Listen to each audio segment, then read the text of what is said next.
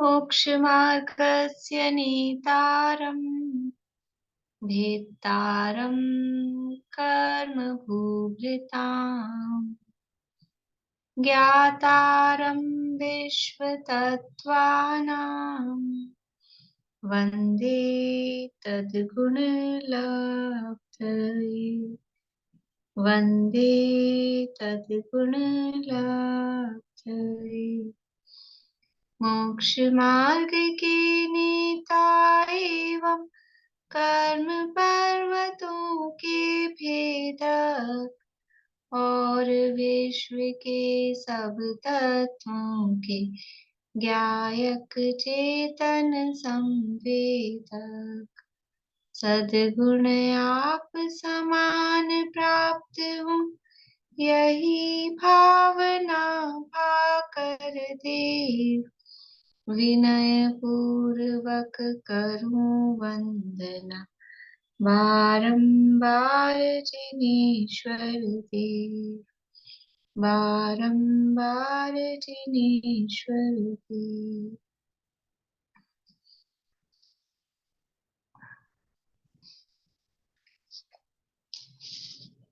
एक ही वाला लास्ट वाला सूत्र बोलेंगे सभी लोग।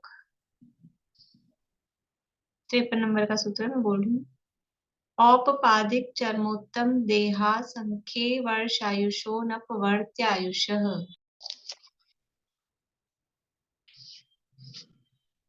तत्वार सूत्र नामक के महाशास्त्र है आचार्य उमा स्वामी द्वारा रचित। इसके अंतर्गत दूसरा अध्याय और उसका अंतिम सूत्र की चर्चा, अंतिम प्रकरण है। यहाँ किन किन की आयु में, किन जीवों की आयु में अपवर्तन हो जाता है और किन जीवों की आयु अपवर्तन से रहित है, ये सूत्र में बताया गया है। तो कल हमने देखा था कि अपवर्तन का दूसरा अर्थ उदीर्णा। ठीक है, कल हमने कर्मों की 10 अवस्थाएं देखी थी। नाम कोई सुना सकते हैं कर्मों की 10 अवस्थाओं की? 10 करण, जिन्हें कल 10 करण कहा जाता है, अपन उसको अवस्था बोल रहे हैं। बोलिए प्रेमलता जी। बंध, सत्ता, उदय, उदीर्णा, उत्कर्षण, अपकर्षण, संक्रमण, निधति और निकाचित। एक रही है उपशम, उपशांत। उपशांत, बढ़िया। बोलिए सुमन जी, सुनाइए। बंध, सत्ता, उदय, उदीर्णा, संक्रमण, उदीर्णा, उत्कर्षण, अपकर्षण, संक्रमण, उपशांत, निधति, निकाचित। बोलो पार्थ। बढ़िया। बंध, सत्ता, उदय, उदीर्णा, अपकर्षण, उत्कर्षण, उपशांत और संक्रमण, निधत्ति और निकाचित। ये कर्मों की 10 अवस्थाएं होती हैं। तो यहाँ इनमें से जो बात चल रही है वो एक तो है आयु के अपवर्तन संबंधी ये बात है।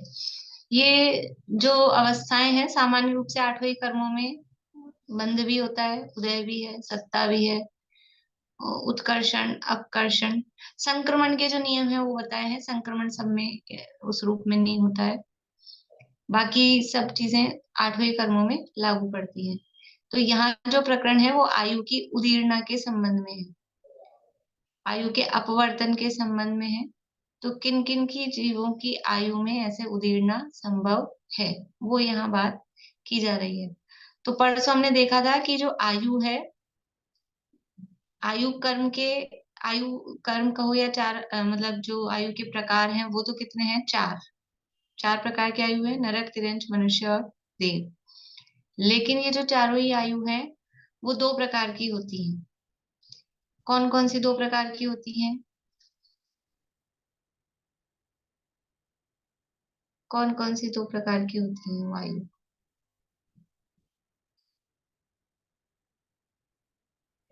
बोलिए रूपम जी। ये बुद्धिमान और बंधमान। बध्यमान। बध्यमान। बध्यमान और बुद्धिमान। किसे कहेंगे बध्यमान और किसे कहेंगे बुद्धिमान? बध्यमान जो हम आगे की बांध रहे हैं और बुद्धिमान जो हम अभी भोग रहे हैं। जो अगले भाव के लिए बांधी गई है वो कहलाती है बध्यमान, और जो वर्तमान में चल रही है, जिसका उदय आ रहा है, जो भोगी जा रही है, वो कहलाती है भुज्यमान। तो अब यहाँ पर प्रकरण क्या है कि आयु कर्म में दो दो चीजें अपन ने कल देखी थी, एक तो अपकर्षण और एक उदीर्ण। ठीक है, अपकर्षण किसे कहते हैं? अपकर्षण किसे कहते हैं?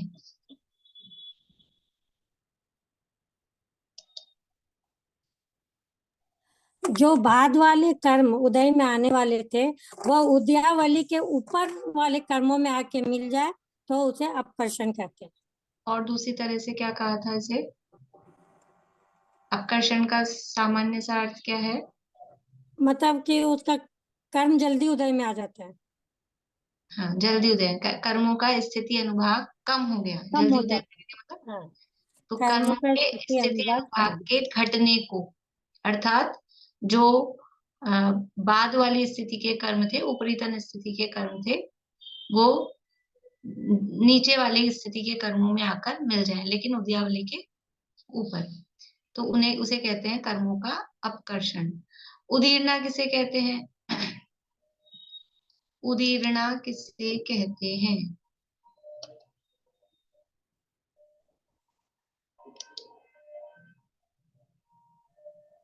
कर्मों के निषेकों का उद्यावली में आकर मिल जाना उदीर्णा कहला। कर्मों के निषेकों का उद्यावली में आके, यानी बाद वाली स्थिति के जो कर्म थे, तो उसको सामान्य भाषा में कहते हैं कर्मों का जल्दी उदय में आ जाना, अपनी स्थिति पूरे हुए बिना ही जल्दी उदय में आ जाना, या फिर कर्मों का अधिक रूप से फल देना, उसको भी उदीर्णा कहा जाता है। तो आयु कर्म में अपकर्षण भी संभव है और उदीर्णा भी संभव है। ठीक है, लेकिन कुछ जीव ऐसे हैं जिनकी आयु में ऐसी उदीर्णा नहीं होती है। लेकिन अब कौन सी आयु में उदीर्णा नहीं होती है? कौन सी आयु में उदीर्णा नहीं हो सकती? तो आयु है दो प्रकार की। ठीक है, एक बध्यमान और एक भुज्यमान, दो प्रकार की आयु है। मतलब एक एक चीज अपन ने समझ ली, अपकर्षण और उदीर्णा, ये एक चीज समझ ली, ये काम आएगी यहाँ पर। अभी एक चीज ये समझ ली कि आयु दो प्रकार की है, एक बध्यमान और एक भुज्यमान। तो जो बध्यमान आयु है, बध्यमान आयु को हमने उदाहरण लिया था, एक पैकेट लिए थे, दो प्रकार के पैकेट, परसों की ख्याल है, अब परसों से कनेक्ट कर रहे हैं अपन, कल अपना समझ लो दूसरा प्रकरण, दूसरा मतलब वो कर्मों वाला प्रकरण चल गया था। दो प्रकार के पैकेट हैं, बस किसी भी चीज के समझ लो, कोई हम ड्राई फ्रूट लेकर आए, बादाम लेकर आए, तो उसके पैकेट हैं। तो एक पैकेट हमने खोल लिया है, एक खुला हुआ पैकेट है, और एक पैकेट पैक पड़ा है। ठीक है, तो अब क्या है उसमें, स्थिति क्या है कि जो उसके रिटर्न की पॉलिसी क्या है दुकानदार की, कि जो पैक है वो तो चेंजेबल है, वो रिटर्न हो सकता है, उसमें आप चेंज करा के कुछ भी कर सकते हो। ठीक है, तो यहाँ चेंज का मतलब है अभी अपकर्षण, उत्कर्षण अपकर्षण की जो चर्चा अपनी चल रही है, वो संक्रमण वाला चेंज नहीं समझना। जो पैक है उसको हम चेंज करा सकते हैं, लेकिन जो पैकेट खुल गया है, जिसकी सील काट दी गई है, वो पैकेट चेंज नहीं होगा। एक तो ये स्थिति है। और दूसरा हमने लिया था लोकल दुकानदार, अपनी जान पहचान वाला होता है। ये जो पैकेट हम लाए हैं, वो कहाँ से लाए हैं?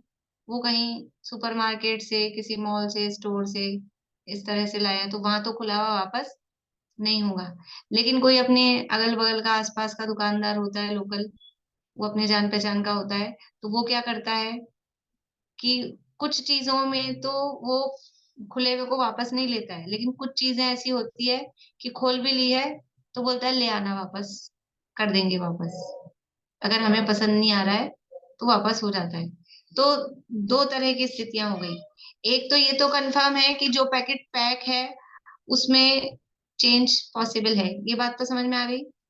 जो पैकेट पैक है, पैकेट यहाँ कौन सी आयु के समान है? देखो, समझ में आ रही है सबको बात? दो पैकेट लिए हमने, एक पैकेट है, एक खुला पैकेट है, और दो आयु ली है। दो तो है आयु,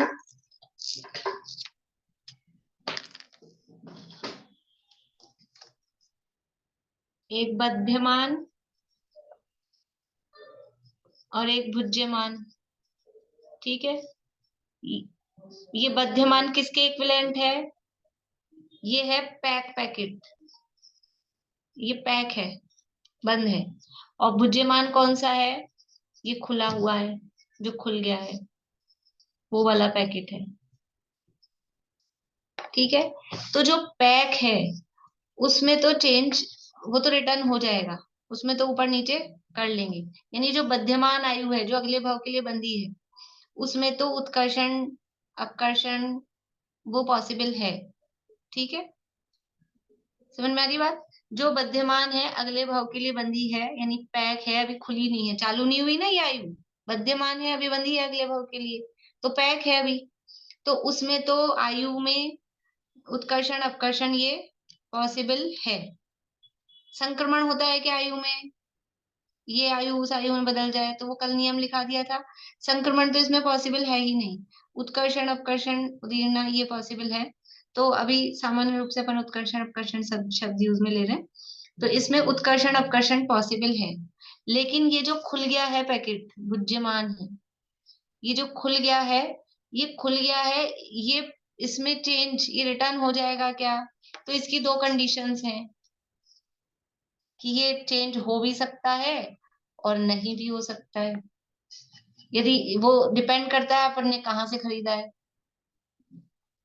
ठीक है ना, दो कंडीशन है। जो खुला हुआ पैकेट है उसकी दो कंडीशन है कि कहाँ से खरीदा है, मतलब कहाँ से खरीदा है का मतलब है ये कौन सी आयु है, आपकी जो बुद्धिमान आयु है वो कौन सी आयु है, वो डिपेंड करेगा कि आपकी जो आयु है तो वो उसमें कुछ चेंज पॉसिबल है कि नहीं है। तो वो नाम यहाँ बताए हैं कि जिनकी ये बुद्धिमान आयु है, जिनकी आयु अभी वर्तमान में जो आयु चल रही है, तो उस आयु में कुछ अपकर्षण, अब यहाँ उत्कर्षण की भी बात नहीं है, यहाँ तो अपकर्षण की ही बात है। अपकर्षण मतलब उसमें कमी, और कमी भी उदीर्णा वाली कमी। तो जो आयु वर्तमान में भोगी जा रही है उसमें उदीर्णा या वो आयु पूरी की पूरी खत्म हो जाए, वो इसमें पॉसिबल है या नहीं। तो ये कौन सी, किस पे डिपेंड करेगा? तो यहाँ नाम बताए हैं कि जो उत्पाद जन्म वाले हैं, जो औपाधिक हैं, जो उत्पाद जन्म वाले हैं, यानी कौन सी आयु हो गई उनकी? उत्पाद जन्म वालों की देवायु, देव और नरक आयु, ये। ठीक है, और दूसरा क्या नाम लिया? चरमोत्तम देह वाले हैं, चरमोत्तम शरीर वाले, मनुष्य ही हैं लेकिन ये मनुष्यों में भी ये स्पेसिफाई बताया, चरमोत्तम देह वाले हैं। और तीसरा बताया असंख्यात वर्ष की आयु वाले हैं। यानी समझ लो ये बड़ी मॉल है, बड़े बड़े लोग हैं, बड़ी मॉल से खरीदेंगे तो चेंज नहीं होगा। ये बड़े बड़े लोग हैं, देव नारकी उपात जन्म वाले, ये असंख्यात वर्ष की आयु वाले, और ये चरमोत्तम देह वाले। तो इनका पैकेट खुल गया है, यानी इनकी जो आयु वर्तमान में चल रही है उसमें कोई उदीर्णा संभव नहीं है। ठीक है, वो चेंज नहीं होगा, उसके उनकी आयु का घात नहीं हो सकता। लेकिन जो साधारण आदमी है, लोकल वाले से खरीदा है, साधारण आदमी, इसके अलावा जो बचे तो सामान्य जो कर्म भूमि के मनुष्य तिर्यंश हैं, उनकी आयु में घटोतरी हो सकती है। ये यहाँ ये पूरे सूत्र का समझ लो, ये बताना चाहते हैं। क्या बताना चाहते हैं सूत्र में? उदाहरण समझ में आया आप लोगों को? सबका अनुभूत है ये उदाहरण? सब इस तरह से काम करते होंगे, कुछ ना कुछ बदला बदली तो करते ही रहते हैं रोज ऐसा। तो ये जो जो आयु, जो बध्यमान आयु है उसमें तो जो बंध गई ना अगले भाव के लिए, उसमें तो ऊपर नीचे हो सकता है, वो तो पैक है, उसमें तो दिक्कत नहीं है। दिक्कत कहाँ है कि जो आयु चल रही है, खुली हुई है, वर्तमान में भोगी जा रही है, उस आयु में उदीर्णा होकर वो आयु खत्म हो जाए, अपवर्तन हो जाए, ये पॉसिबल है या नहीं, ये यहाँ प्रश्न है कि जो आयु यहाँ चल रही है, भोगी जा रही है, उस आयु में अपवर्तन यानी उदीर्णा घात, वो आयु खत्म हो जाए जल्दी, ऐसा पॉसिबल है या नहीं है। तो कह रहे हैं कि पॉसिबल है भी और नहीं भी है। किसके नहीं है? कि इन लोगों के तो पॉसिबल नहीं है, जो विशेष व्यक्ति हैं, उपाध जन्म वाले हैं, चरमोत्तम देह वाले हैं, और असंख्यात वर्ष की आयु वाले जो जीव हैं, उनकी आयु अनपवर्त आयु, उनकी आयु अपवर्तन से रहित होती है। उनकी आयु में अपवर्तन यानी उदीर्णा नहीं होती है। अभी और समझेंगे अपन वो उदीर्णा किस प्रकार से होती है उनकी आयु में। लेकिन अभी सूत्र का एक बार सामान्य रूप से क्या बताना चाह रहे हैं। और जो इनके अलावा जो साधारण आदमी है, यानी सामान्य रूप से जो कर्म भूमि के मनुष्य और तिर्यंच बचे, वही बचे अब इनके अलावा, जो चरमोत्तम देह वाले भी नहीं है, असंख्यात वर्ष की आयु वाले भी नहीं है, और देवनार की भी नहीं है। तो मनुष्य तिर्यंच है, सामान्य जो मनुष्य तिर्यंच है, उनकी आयु में अपवर्तन यानी उदीर्णा रूप से घात वो संभव है। वो यहाँ इस सूत्र में बताना चाह रहे हैं। अब अपन यहाँ से पढ़ेंगे। बहुत सारा अच्छा बड़ा वर्णन यहाँ दिया है दादा ने, और उदाहरण भी और भी दिया है, प्रश्न भी उठाए हैं, फिर उसके आधार पर और चर्चा करेंगे। बोलिए ज्योति जी। हाँ, तो मैं ये कह रही थी जैसे जो अकाल मृत्यु होती है तो वो सही है, उसका ऐसी इनका हाँ, मतलब उसकी अपकर्षण उसकी निधना बहुत आदि। चर्चा यहाँ की है। वो अकाल का मतलब क्या है, दुनिया में उसको अकाल मृत्यु कहा जाता है, तो वो है क्या वास्तव में, वो चर्चा यहाँ अपन उन्हीं के शब्दों में पढ़ेंगे। बहुत अच्छा 3-4 पेज का यहाँ पर दिया है प्रकरण, उस अभी समझ में आएगा सब। अकाल मृत्यु बोलिए। जैसे एक्सीडेंट है या कोई फांसी लगा लेता है, सुसाइड करता है, ये सब उसी में हाँ, ही आएगा ना सारा। हाँ, तो वो किसके संभव है किसके संभव नहीं है, वो वही चीज यहाँ पर बताई जा रही है। बोलो पारुल। भाभी तो यहाँ पे उदीर्णा को और अपकर्षण को एक ही अर्थ में लिया है। नहीं, अपकर्षण तो अपकर्षण है, उदीर्णा और अपवर्तन यानी अपकर्षण और अपवर्तन में फर्क किया है।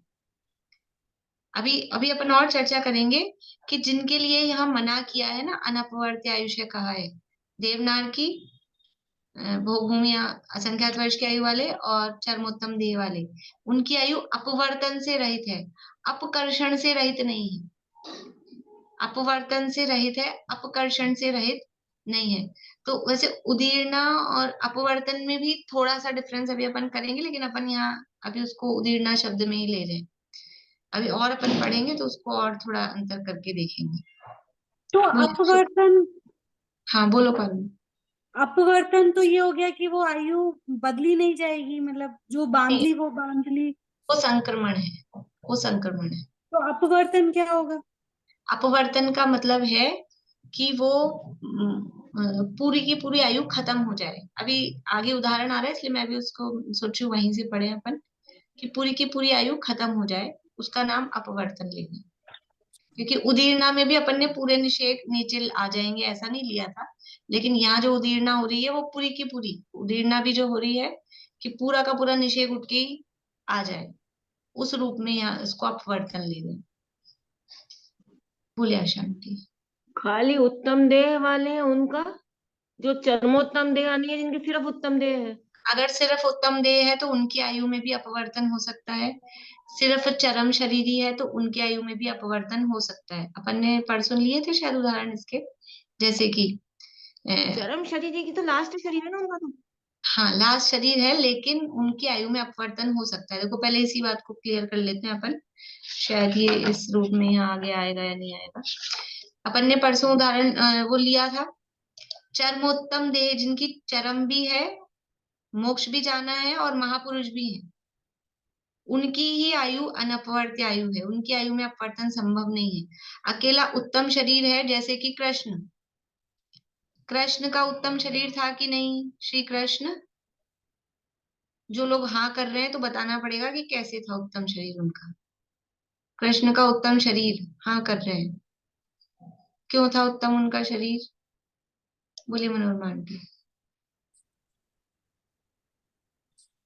3 खंड के अधिपति थे श्री कृष्ण भी। 3 काल के नहीं, 3 खंड के हैं। 3 खंड के, यानी कौन थे? अर्ध चक्रवर्ती नहीं, अर्ध चक्रवर्ती नारायण, नारायण। नारायण थे ना। और नारायण महापुरुषों में लिया अपन ने, तो वो महापुरुष थे, नारायण थे। लेकिन जो उनकी मृत्यु हुई वो कैसे हुई? एक तीर के लगत कृष्ण की विनश गई काया। वो उनकी आयु उसको कहते हैं, जो यहाँ शब्द दिया है, मतलब अपन जो अभी वो पूछ रहे थे, अकाल मृत्यु, कि ऐसे कोई मरने का, कोई बीमार नहीं चल रहे थे लंबे, कि कोई बहुत बुजुर्ग नहीं हो गए थे कि खटिया पकड़ रखी हो, मरने वाले हो, ऐसा कुछ नहीं, अच्छे भले थे। लेकिन वो एक तीर लगा जरद कुमार का आके, और वो आयु पूरी हो गई। तो उत्तम देह वाले थे, लेकिन आयु का अपवर्तन हो गया। ठीक है। ऐसे ही गज कुमार मुनिराज, सुकौशल मुनिराज, वो चरम शरीरी थे कि नहीं? तीन पांडव, तीन पांडव, युधिष्ठिर, भीम, अर्जुन, चरम शरीरी थे कि नहीं थे? उसी भाव से मोक्ष गए ना, चरम शरीरी थे। गज कुमार मुनिराज, ये अपने समझ लो आप, गुरुदत्त मुनिराज, चरम शरीरी थे, लेकिन उत्तम देह वाले थे क्या? महापुरुष थे क्या? महापुरुष नहीं थे। तो इन सब का क्या हुआ कि गज कुमार मुनिराज के सिर पे सिगड़ी जला दी, और सिर पे सिगड़ी जला दी तो क्या हुआ कि उसी समय, कितनी उम्र कितनी थी पता है आपको गज कुमार? इसलिए गज कुमार का उदाहरण ज्यादा अच्छा लगता है। कितने कितने से थे? यानी 11, 12, 14 साल के इतने से थे जब तो उनकी सगाई हो गई। पुराने जमाने में तो तभी सगाई हो जाती थी। इतनी छोटी उम्र के थे, आप समझ लो अंडर 18 थे, और तब सगाई हो गई थी, शादी नहीं हुई थी। और वो मुनि दीक्षा उन्होंने ले ली, तो ससुर जी को गुस्सा आ गया कि मेरी लड़की से क्यों सगाई कर ली, मेरी लड़की। अब ऐसा नहीं है कि आज के जमाने की जैसे अब तो शादी हो जाए, बच्चे हो जाए, उसके बाद भी दूसरे से हो जाए, चिंता नहीं। पहले तो सगाई हो गई तो इसका मतलब अब दूसरे किसी से नहीं हो सकती। तो मेरी लड़की की जिंदगी खराब कर दी, खुद को मुनि बनना था तो उसको इतना गुस्सा आया कि आगे सिर पे सिगड़ी जला दी। सिगड़ी जला दी तो अभी कोई मरने की उम्र थी क्या? मेरे को उम्र बताने का मतलब ये था, इतना छोटी अभी मरने की उम्र नहीं थी, लेकिन वो सिर पे सिगड़ी जला दी। तो उसी समय जो आयु के जितने, देखो ये इसमें क्या है कि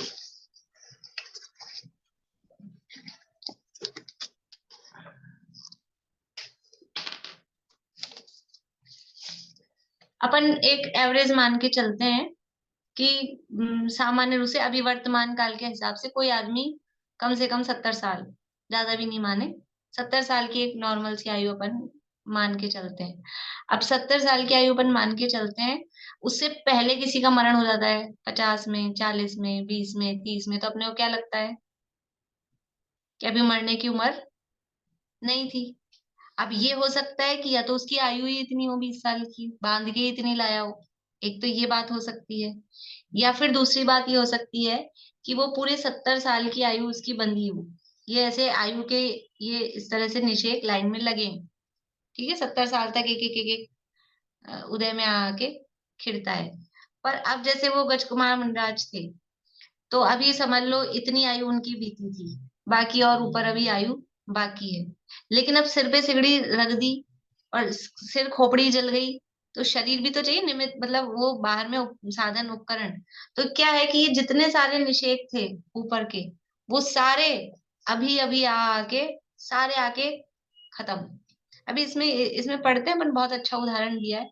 तो ये सारे आके वर्तमान में उदय, ऐसा नहीं होता कि ये बच गए, ये बच गए तो हवा में रह गए कि अगले भाव में जुड़ गए, ऐसा नहीं होगा। खत्म होंगे पूरे, अभी वर्तमान में एक साथ उदय में आ जाएंगे। इसको बोलते हैं यहाँ आयु का अपवर्तन या आयु की उदीर्णा, कि जितनी बची थी, मान लो वो बांध के लाए थे 70 साल की गज कुमार, और यहाँ पे अभी 15 साल के ही थे, तो ये बाकी की जो बची है वो सारी अभी वर्तमान में उदय में आके बैलेंस 0 हो जाएगा। तो ये किसके पॉसिबल है? कि जो उत्तम देह वाले नहीं है उसके पॉसिबल है। चरम शरीरी थे, उसी भाव से मोक्ष गए, कोई डाउट है किसी को? राजकुमार मुनिराज, तीन पांडव उसी भाव से मोक्ष गए, यानी चरम शरीरी हैं, लेकिन उत्तम देह वाले नहीं है, इसलिए उनके साथ ऐसा हो गया। अभी पार्श्वनाथ मुनिराज को लो। पार्श्वनाथ मुनिराज चरम शरीरी भी थे, उत्तम शरीरी भी थे। ठीक है, उनके ऊपर उपसर्ग हुआ, उपसर्ग हुआ तो उसी समय उपसर्ग के काल में ही सीधे सिद्ध हो गए क्या? कि नहीं हुए? क्यों? क्योंकि वो चरमोत्तम देह वाले थे, इसलिए उनकी आयु में अपवर्तन नहीं हो सकता था, उनकी आयु अपवर्तन से रहित है।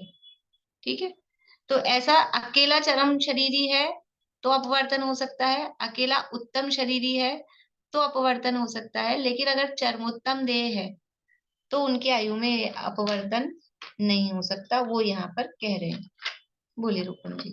दीदी तो 8 कर्मों में हो जाएगा वो, जैसे तीर्थंकर जो समुद्र घात करते हैं, जब उनकी आयु शेष और बाकी कर्म कम होते हैं तो वो समुद्र घात करते हैं, तो ऐसा कुछ। वो अपकर्षण के द्वारा ही होता है, वो समुद्घात होता है ना।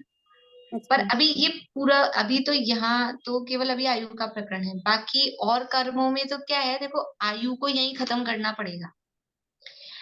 आयु अगले भाव में फॉरवर्ड, आयु का यहाँ बैलेंस देखो, और जो कर्म है ना, ज्ञानावन दर्शनावन आदि, वो तो अगले अगले भावों में फॉरवर्ड होते रहते हैं।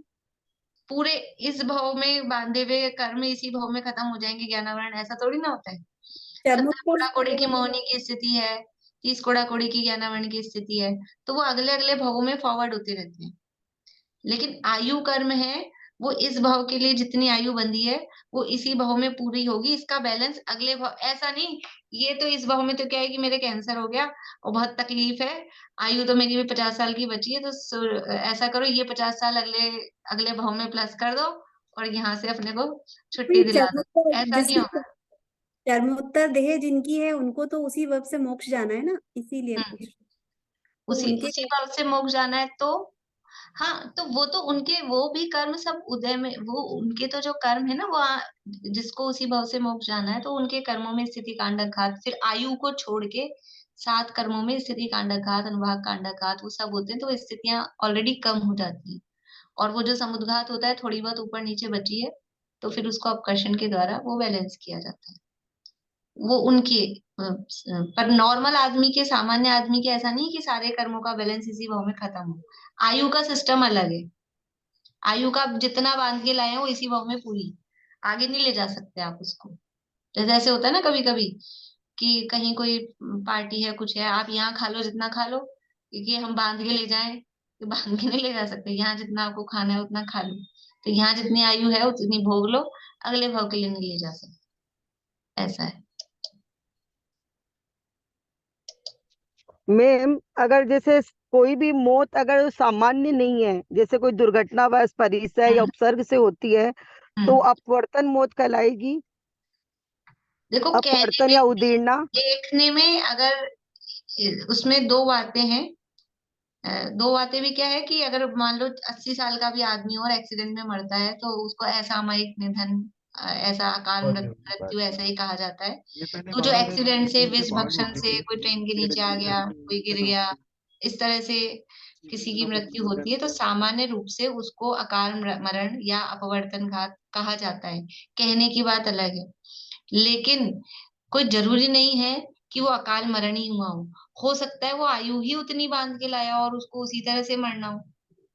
तो वो सारी चर्चा यहाँ आगे की है, अपन पढ़ते हैं थोड़ा सा, है ना, थोड़ा पढ़ते हैं तो बहुत सारे अभी प्रश्न फिर की हैंड रेज है। ज्योति जी चलिए बोलिए, आप भी पढ़ेंगे ना तो काफी कुछ समाधान हो जाएगा। अच्छा, जय जिनेन्द्र दीदी, बस ये था कि जैसे आप बोल रहे हैं ना कि वो बाकी तो मुझे क्लियर है, मतलब वो क्रमबद्ध से भी हम देख लेंगे, पर जैसे ये बोल रहे हैं ना आपकी, जैसे ऊपर की आयु जैसे 70 की थी तो वो 15 में आके मिल गई, तो बैलेंस हो गया। बैलेंस हो गया मतलब क्या?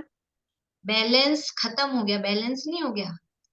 वो 16 साल से लेके 70 साल तक के जितने आयु के निषेक थे वो सारे उदय में आके खत्म हो गए, बैलेंस खत्म हो गया, ये कह रही हूँ, बैलेंस नहीं बचा, बैलेंस नहीं हुआ, बैलेंस खत्म हो गया ये। हाँ, तो मतलब जैसे और कर्म में तो हम लोग देखते हैं ना कि वो कांडक घात वगैरह ये सब होके थोड़ा आयु में संक्रमण नहीं भी होता हो है, जाता है। आयु में नहीं होता है।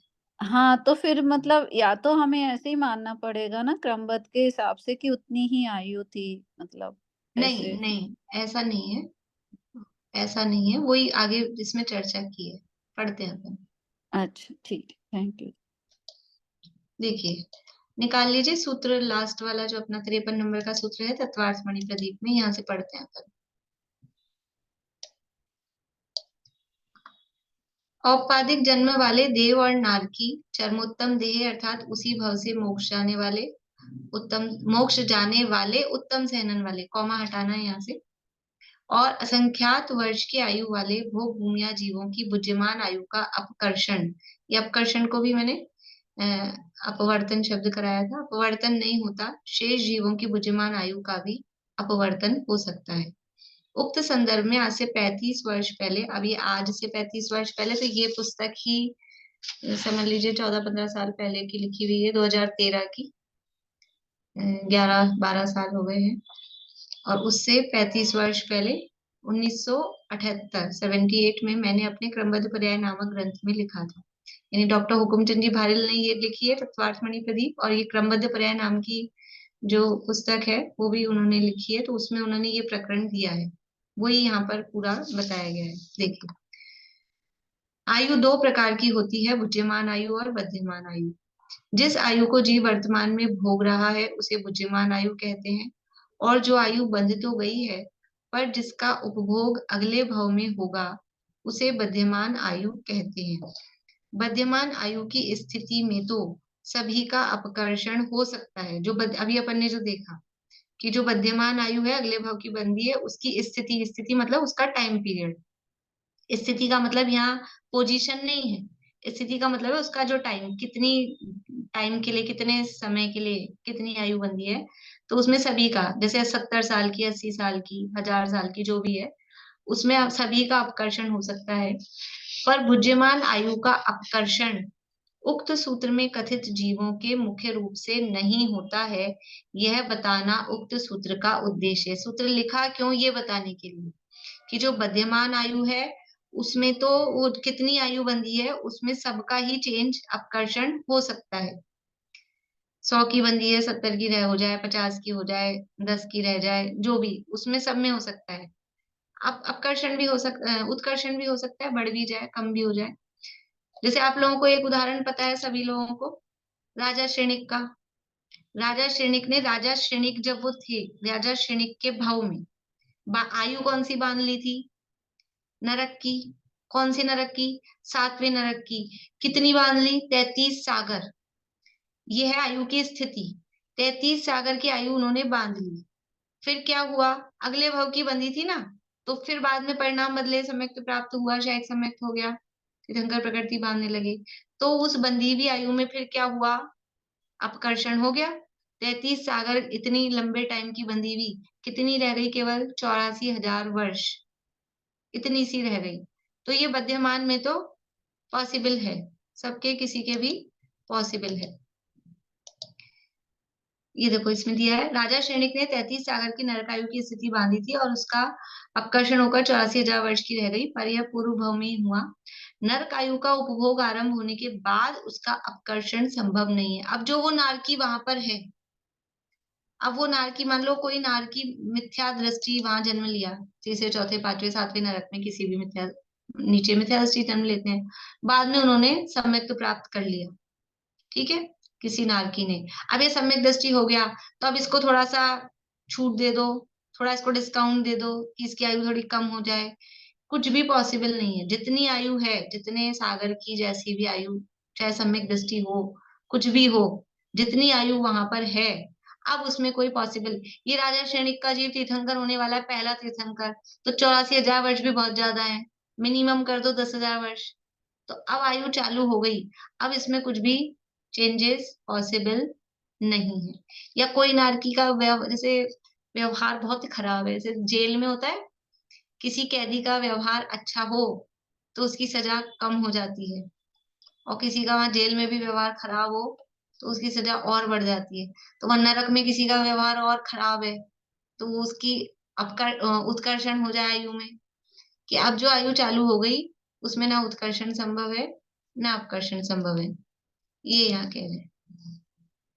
उत्कर्षण तो संभव है ही नहीं बुद्धिमान में किसी भी रूप में। जबकि उक्त सूत्र में कथित जीवों को छोड़कर अन्य जीवों की आयु का अपकर्षण उसी भव में भी हो जाता है, ये यहाँ कह रहे हैं कि जो नाम यहाँ बताए हैं उन जीवों को छोड़कर अन्य जीवों की आयु का अपकर्षण उसी भव में, जिसको भोग रहे हैं, बुद्धिमान आयु में भी हो जाता है। यह संपूर्ण चर्चा आयु के अपकर्षण की है। ये जो पूरी चर्चा यहाँ की जा रही है वो आयु के अपकर्षण की है। देखिए अगला पेज। जिस प्रकार जब हम किसी दुकानदार के पास खरीदा हुआ सामान पसंद न आने पर वापस करने जाते हैं तो वह पैकेट बंद सामान तो सभी वापस कर लेता है, पर पैकेट खुल जाने पर कुछ सामान तो वापस कर लेता है और कुछ नहीं करता है। उसी प्रकार जिस आयु का उपभोग आरंभ नहीं हुआ है उसमें तो सभी में अपकर्षण संभव है, पर उपभोग आरंभ हो जाने पर उक्त सूत्र में कथित आयु का अपकर्षण संभव नहीं है। यही बात उक्त सूत्र में बताई गई है। ये हो गई अपनी बात सब, ठीक है। इससे काल की नियमितता में कोई अंतर नहीं आता। ये जो आयु में अपकर्षण हो रहा है, इससे काल की नियमितता की आयु कम हो गई, उसमें कोई अंतर नहीं आ रहा है, आयु कम नहीं हो रही है, और न ही अन्य समवायों की उपेक्षा ही होती है, क्योंकि आयु का अपकर्षण भी तो अन्य समवायों की सापेक्षता से होता है। देखो कोई कहे कि ये जो शब्द है ना काल की नियमितता, अब ये जैसे अपन ने उदाहरण लिया था कि 70 साल की आयु बांधी, 70 साल की आयु बांधी थी और 15 वर्ष की उम्र में ही मर गया, ठीक है। तो क्या हो गया, उसकी अकाल मृत्यु हो गई। हमको उम्मीद थी कि ये 70 साल जिएगा, लेकिन 15 साल में ही मर गया, तो क्या कहते हैं अकाल। तो ये कह रहे हैं अकाल नहीं है, काल की नियमितता में कोई अंतर नहीं आया। ये काल तो उसने अपना पूरा किया है, जो उसने 70 साल के जो उसके निषेध रखे थे वो उसने पूरे भोगे हैं, पूरे खाए हैं। ऐसा होता है, मान लो बच्चे हॉस्टल में रहते हैं ना, बच्चे हॉस्टल में रहते हैं तो घर से मम्मी लड्डू बना के भेजती है, डब्बा भर के लड्डू बना के भेजे कि खाएगा 1 महीने तक बच्चा, और फिर उसने क्या किया, उसने 3 दिन में ही सारे लड्डू खा के वो अपने मैस में गया ही नहीं भोजन करने, लड्डू ही खा ले, तो 3 दिन में ही खत्म कर दिए। तो अब क्या करें, अब वो रेगुलर खाता, तरीके से खाता, 1 दिन में 1 या 2 खाता, तो मम्मी ने तो इतने सारे भेजे थे कि चलते 1 महीने तक, लेकिन अब कोई खत्म कर दे तो लेकिन खत्म मतलब खत्म हो गए, इसका मतलब उसने भोगे तो पूरे ना, खाए तो उसी ने ना पूरे, खाए तो उसी ने, भेजे उसी के लिए थे। ऐसे ही आयु 15 साल में खत्म हो गई, तो 15 साल में खत्म हो गई, तो बाकी के जो थे साल 25-30 साल जो बाकी के बचे थे, उसका क्या हुआ कि भोगी तो उसी ने, खाई तो उसी ने, लेकिन एक साथ सारी खा गया, एक साथ सारी आके वो उदय में आ गए। तो इसलिए कह रहे हैं उससे काल की नियमितता, तो मतलब कि वो काल उसका खत्म हो गया या उसने भोगी नहीं, ऐसा नहीं, ये यहाँ कह रहे हैं। देखो और आगे भी उदाहरण दे रहे हैं, अब अपना समय तो बचा है कम, पूरा होगा नहीं विषय। वस्तुतः यह कथन अकाल मृत्यु का न होकर पूर्वबद्ध आयु कर्म के अपकर्षण का है। ये जो कथन अकाल मृत्यु जिसको लाए हैं, कहते हैं अकाल मृत्यु का न होकर पूर्वबद्ध, पहले से जो बंधी हुई यानी बद्धमान आयु है उसके अपकर्षण का है। बद्धमान आयु में तो अपकर्षण हो सकता है पर बुद्धिमान में नहीं होता। इस संदर्भ में जैनेन्द्र सिद्धांत कोशकार श्री जिनेन्द्र वर्णी का निम्न कथन दृष्टव्य है। 5वां प्रश्न है अकाल, ये जिनेन्द्र जी वर्णी हुए हैं, आप लोगों को पता हो जैनेन्द्र सिद्धांत कोश 5 भाग में है, 4 भाग में, यानी पूरी डिक्शनरी, जैन जो अपनी शब्दावली है पूरी डिक्शनरी है, और बहुत मेहनत इन्होंने की है, और कोई भी शब्द का अर्थ नहीं आता हो, खोजना हो, तो इन्होंने उसको पुस्तकाकार रूप में बहुत मेहनत करके ये इन्होंने बनाया, और इसको अब डिजिटल कर दिया है जैन कोश में। तो आप ऑनलाइन सर्च करेंगे, जैन कोश वेबसाइट है, उस पर जाएंगे, और कोई भी शब्द, जो शब्द आपको नहीं आ रहा है अर्थ समझ, मान लो यही शब्द है अपवर्तन, अपकर्षण, तो उसमें आप लिखेंगे, सर्च करेंगे, तो उसके बारे में सारी जानकारी वहां पे निकल के आएगी।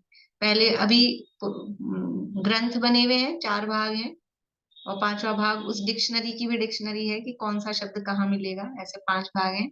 तो अब वो बुक्स में सब में जगह है और वो सब प्रॉब्लम लगती है, तो वो ऑनलाइन भी उसको कर दिया है पूरा। बोलो प्रीति। भाभी ये 2 लाइनें रह गई थी समवाय वाली ना, समवायों की उपेक्षा। हाँ, वो मैं इसलिए कि ये आगे आएगा शायद, इसलिए मैंने सोचा तब ले लूं, क्योंकि अभी मुझे टाइम दिख रहा है, और मुझे ऐसा लग रहा है क्या क्या विषय बिल्कुल अधूरा रहेगा आज भी, और आज अधूरा रहेगा, और 4 दिन 5 दिन का गैप भी पड़ जाएगा, लेकिन पूरा होगा नहीं है। चलो पहले इसको ले लेते हैं, समवाय वाले को ले लेते हैं। देखो जो भी काम होता है तो उसमें पूरा नहीं होगा अभी। अभी इसको ही लेते हैं, ये जो 2 लाइन रह गई ना, इसको अपन आगे बाद में लेंगे। हाँ, बाद में आएगा तब लेंगे। अभी इसको पढ़ लेते हैं, ये अपन ने पढ़ा हुआ है कल, तो ये पूरा हो जाएगा। ठीक है, इसी को लेते हैं आगे। ये जो 2 लाइनें छूटी है समवाय वाली, उसको अपन आगे आगे वाले प्रकरण के साथ में नेक्स्ट क्लासेस में लेंगे। तो ये जैनन वर्णी ने ये लिखा है, देखिए। 5वां प्रश्न है, मतलब जो उनका जो भी लेख चल रहा था, बुक चल रही थी, उसमें कोई उन्होंने प्रश्नोत्तर रूप से लिखे, तो एक 5वें नंबर का ये प्रश्न है, अकाल मृत्यु संबंधी। समय से पहले विष भक्षण आदि से होने वाली मृत्यु को अकाल मृत्यु कहते हैं। समय से पहले, अब समय से पहले का क्या मतलब है? समय से पहले का मतलब है कि हमारे माइंड में जो समय सेट है कि किसी व्यक्ति को 80 साल जीना चाहिए, 70 साल जीना चाहिए, 90 साल जीना चाहिए, ये जो समय हमारे माइंड में सेट है, उससे पहले विष भक्षण आदि से होने वाली मृत्यु को अकाल मृत्यु कहते हैं।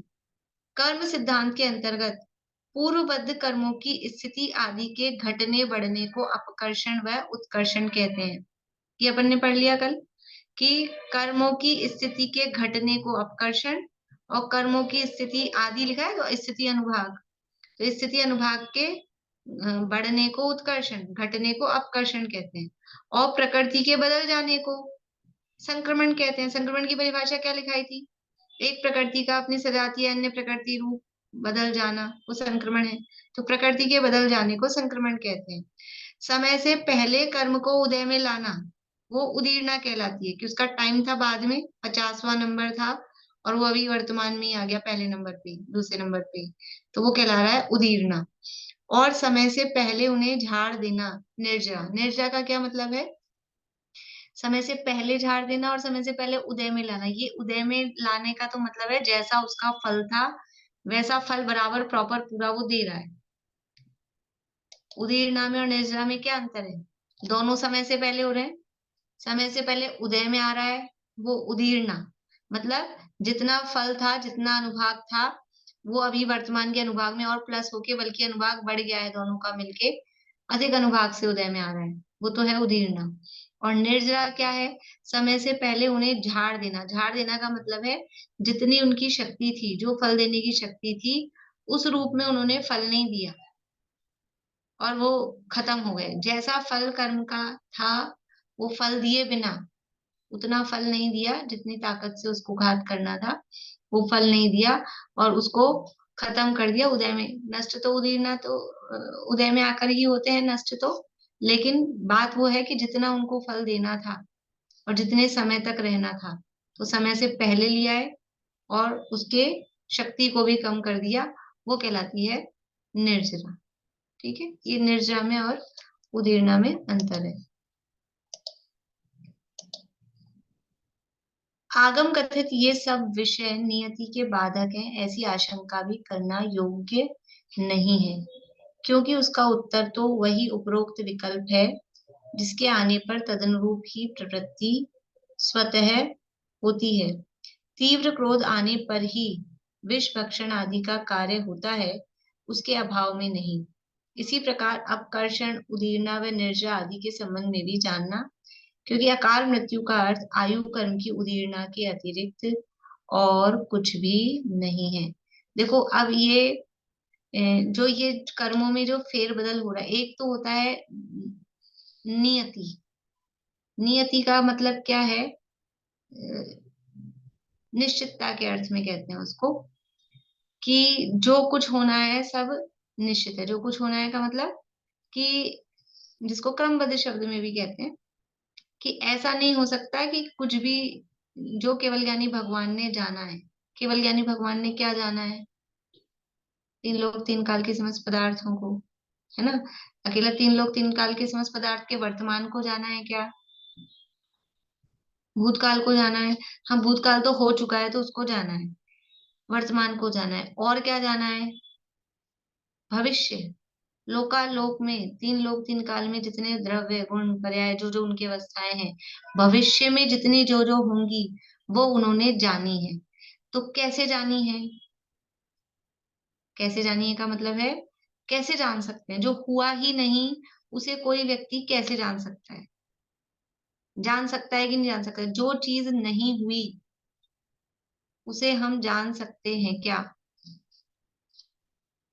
जान सकते हैं क्या?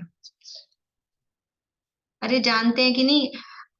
आज सैटरडे है ना, कल का संडे आज आ गया क्या? आज आ गया क्या? कल का संडे भविष्य है ना, फ्यूचर है ना। लेकिन हम जानते हैं कि नहीं जानते कल संडे है? कल 10 तारीख है। हम 25 तारीख को जानते हैं कि नहीं जानते कि 25 तारीख उस दिन आएगी, महावीर जयंती उस दिन आएगी। ये हम भविष्य जानते हैं कि नहीं जानते हैं? इतना सा भविष्य तो हम भी जानते हैं। क्यों जानते हैं? अभी मार्च चल रहा है, इसके बाद में अप्रैल ही आएगा। क्यों जानते हैं? मार्च के बाद में जून आ जाए तो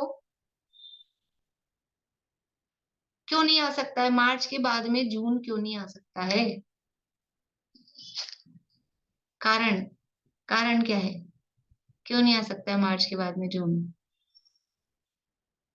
बोलिए प्रेमलता जी। ये तो सब निश्चित था, पहले से पता है कि अब यही आएगा, इसके अलावा कुछ नहीं लेकिन आएगा। सेट है। जनवरी के बाद फरवरी, फरवरी के बाद मार्च, मार्च के बाद अप्रैल, अप्रैल के बाद मई, मई के बाद ही जून आएगा।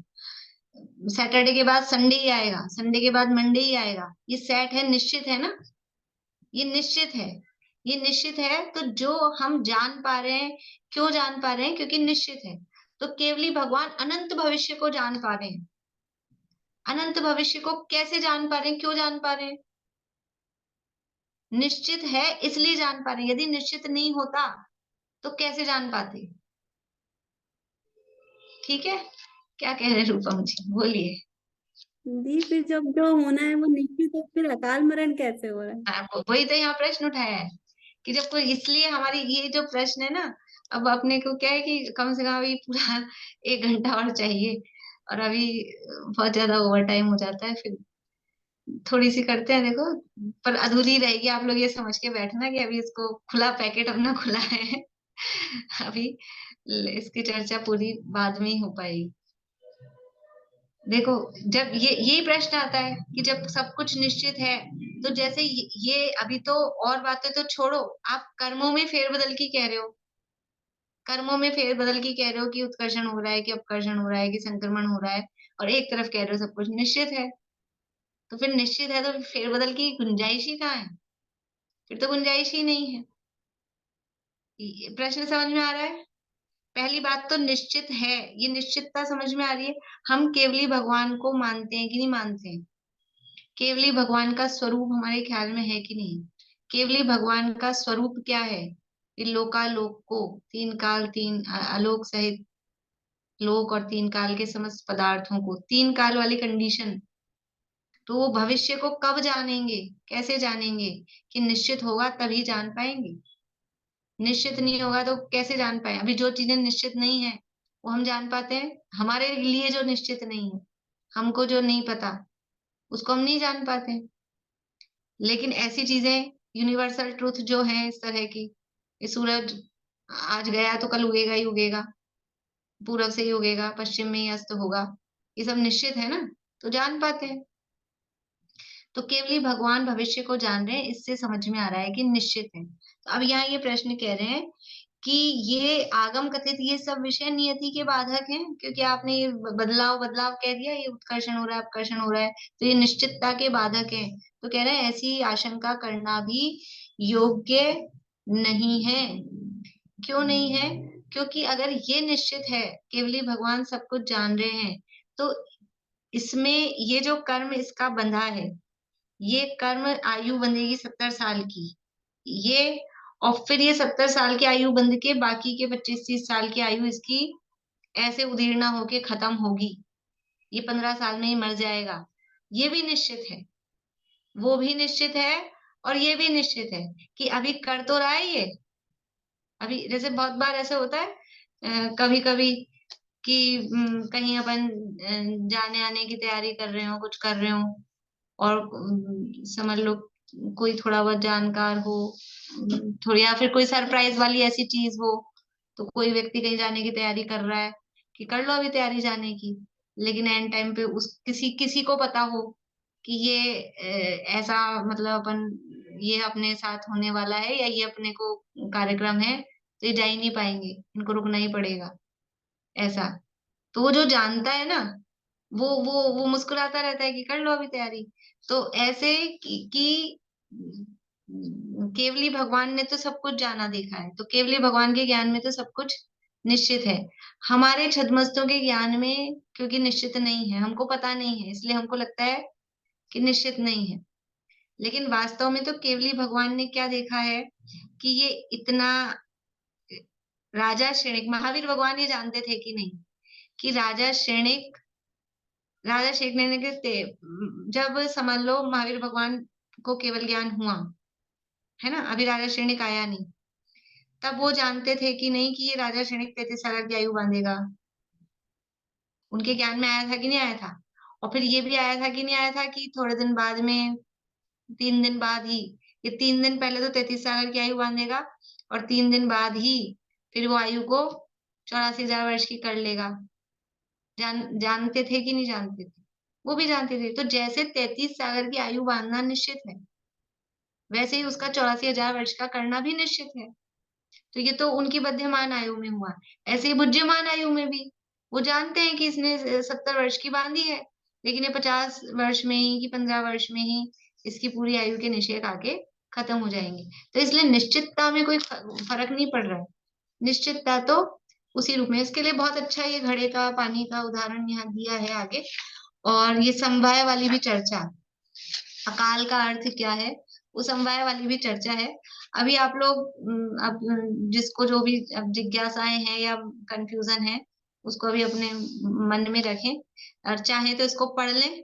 पढ़ने से काफी कुछ आपको समझ में आएगा और फिर अपन चर्चा अगली क्लास में करेंगे, क्योंकि अभी पूरा होगा नहीं, आधा घंटा 1 घंटा पूरा लगेगा। 1 घंटा तो कम से कम, और मेरे ख्याल से एक क्लास में हो जाना चाहिए। काफी विषय अपना हो गया है। थोड़ा सा समवाय के संबंध में भी, क्योंकि कुछ लोग बिल्कुल अननोन है, तो थोड़ा समवाय भी बताना पड़ेगा कि समवाय क्या चीज है और क्या है। अभी बिल्कुल अधूरा विषय है, मैं खुद बोल रही हूँ, अभी विषय बिल्कुल अधूरा है। कुछ क्लियर भी नहीं हुआ होगा, आपको निष्कर्ष भी नहीं निकला होगा, लेकिन अपन करेंगे। जब पूरा समापन हो जाएगा तब पूरी बात हो जाएगी। बोलिए रेखा जी, कुछ कहना है आपको? आवाज चालू कर दीजिए। आवाज बंद है आपकी, बंद, आवाज खोलिए। समवाय के बारे में ही समझना था कि वो क्या टाइम लगेगा, आज अपना वो शुरू में और चीजों में टाइम हो गया आज भी, तो टाइम लगेगा उसमें भी, अगली क्लास में करेंगे। और ये गणितज्ञ जो होते हैं, वो तो अरविंद भगवान की बात को भी वो कह देते हैं कि भाई इसकी 70 की है तो ये 25 में चला जाएगा। वो इसमें ये भी दिया हुआ है ना साथ में। गणितज्ञ का तो मतलब है वो तो सामान्य अपना मतिशुद्ध ज्ञानी है, मैथमेटिशियन है, वो हिसाब लगाएगा, कैलकुलेशन लगाएगा। केवल ज्ञानी भगवान तो सर्वज्ञ परमात्मा है, तो कैलकुलेशन के हिसाब से अलग चलेगा, लेकिन केवल ज्ञान के हिसाब से अलग चलेगा। अच्छा, वो इसका अलग है, मतलब कि वो निश्चित से नहीं जाएगा, वो गणितज्ञ जो है वो अपने कैलकुलेशन से जाएगा। कैलकुलेशन, हाँ हाँ, ठीक। चलिए, जिनवाणी स्तुति करते हैं।